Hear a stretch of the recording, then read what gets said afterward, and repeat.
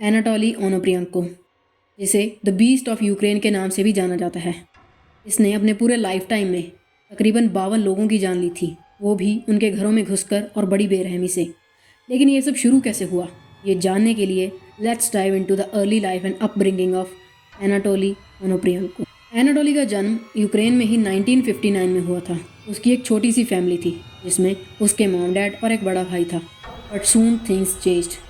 जब वो काफ़ी छोटा था तो उसकी मॉम की डेथ हो गई और उसके कुछ ही समय बाद उसके डैड ने उसे एक ऑर्फनेज में छोड़ दिया, जबकि वो वहाँ नहीं जाना चाहता था। वो बहुत रोया, बहुत गिड़गिड़ाया अपने डैड के सामने, but still his dad sent him out. Anatoly को अपने डैड पर बहुत गुस्सा आया क्योंकि उन्होंने उसके बड़े भाई को तो अपने पास रखा था बट उसे खुद से अलग कर दिया था। और इस एक इंसिडेंट ने उसके मन में फैमिलीज़ को लेकर हेट्रेड पैदा कर दी। जब भी वो कोई हंसता खेलता परिवार देखता उसे बहुत गुस्सा आता था। He hated it. एंड उसकी ऑर्फनेज की लाइफ भी कुछ अच्छी नहीं थी। वहाँ का माहौल it just made his condition worse. And इसी टाइम पर एनाटोली ने ये रियलाइज़ कर लिया था कि जितने भी बच्चे इन ऑर्फनेजेस में पले थे they all somehow ended up in prison. Anatoly ने भी कहीं ना कहीं मान लिया था कि ऐसे माहौल में पलकर वो भी बड़ा होकर एक क्रिमिनल ही बनेगा, क्योंकि उसके पास उसकी फैमिली नहीं थी ये बताने के लिए कि क्या सही है और क्या गलत। और इसी टाइम के दौरान उसके साथ एक अजीब सी चीज़ होने लगी। उसे अपने कानों में अजीब सी आवाज़ें सुनाई देती थी। ये आवाज़ें उसे बार बार उसके अंदर के मॉन्स्टर को बाहर निकालने के लिए कहती थी और उसे उकसाती थी कि कोई भी माँ बाप बच्चों को डिज़र्व नहीं करते। जब उन्हें उन बच्चों को पालना ही नहीं आता तो वो क्यों उन्हें दुनिया में लेके आते हैं।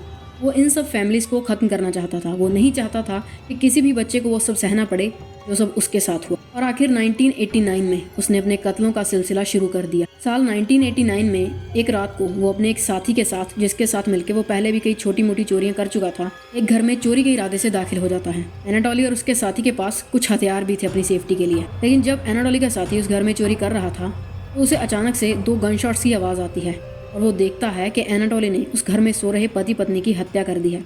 He was shocked. But Anatoly यही नहीं रुकता। इसके बाद वो उनके 8 बच्चों के कमरे में जाता है और उन्हें भी बड़ी बेरहमी से मार डालता है। इसके बाद वो उनके घर को आग लगा देता है ताकि कोई सबूत न बचे और फिर अपने साथी के साथ उस घर से भाग जाता है। लेकिन उस रात के बाद से उसके वो साथी ने उसका साथ छोड़ दिया था क्योंकि वो तो वहाँ सिर्फ चोरी के इरादे से गया था। उसे एनाटोली के इरादों के बारे में बिल्कुल भी पता नहीं था। और इस एक इंसिडेंट के बाद से ही एनाटोली की हिम्मत और भी बढ़ गई थी एंड आने वाले कुछ सालों में ही वो यूक्रेन की फैमिलीज़ पर कहर बन के टूटने वाला था। हर रात वो किसी भी घर में घुसता, बड़ी बेरहमी से माँ बाप और उनके बच्चों का कत्ल करता और फिर उनके घर को आग लगा देता और वहाँ से भाग जाता। और सिर्फ घरों में ही नहीं, कहीं पर भी, किसी पार्क में, किसी कार में, जहाँ भी उसे कोई फैमिली दिखती वो गोलियों से भूनकर उन्हें मौत के घाट उतार देता था। और कभी अगर उसे ये शक होता कि उसे ऐसा करते हुए किसी नेबर ने देख लिया है तो उसे भी किसी धारदार हथियार से मौत के घाट उतार देता था। यूक्रेन के लोगों के लिए ये कुछ साल दहशत से भरे हुए थे क्योंकि उन्हें नहीं पता था कि अगला नंबर किसकी फैमिली का होगा। पुलिस अपनी तरफ से पूरी कोशिश कर रही थी।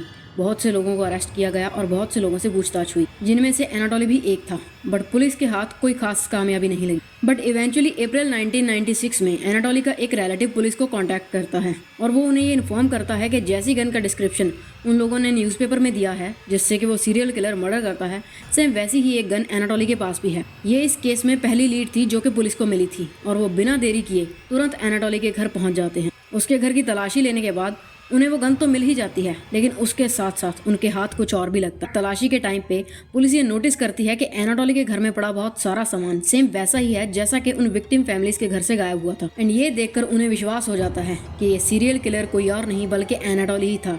एंड फाइनली वो उसे अरेस्ट कर लेते हैं। अरेस्ट के बाद फर्दर इन्वेस्टिगेशन में एनाटोली का बिहेवियर काफ़ी वियर्ड था। उसे कोई पछतावा नहीं था अपने किए पर। He could be easily seen smiling in his interviews. But police के पास उसके खिलाफ जो सबूत थे वो काफ़ी ठोस थे और वो काफ़ी थे उसे उसके किए की सज़ा दिलाने के लिए। और वो इजीली एक तगड़ा केस एनाटोली के खिलाफ एस्टेब्लिश करने में सक्सेसफुल हो जाते हैं। एंड कोर्ट उसे 52 मर्डर्स के लिए गिल्टी मानती है, जिसके लिए उसे उम्र कैद की सज़ा होती है। और ऐसा इसलिए हुआ था क्योंकि उस टाइम पर यूक्रेन में डेथ पेनल्टी को एबॉलिश कर दिया गया था, जिस वजह से उसे मौत की सज़ा नहीं दी। और अपनी इस उम्र कैद की सज़ा को पूरा करते हुए साल 2013 में 54 ईयर्स की एज में एनाटोली की वहीं जेल में ही डेथ हो गई। So this was the case. I hope you find it informative and do like this video. फिर मिलेंगे।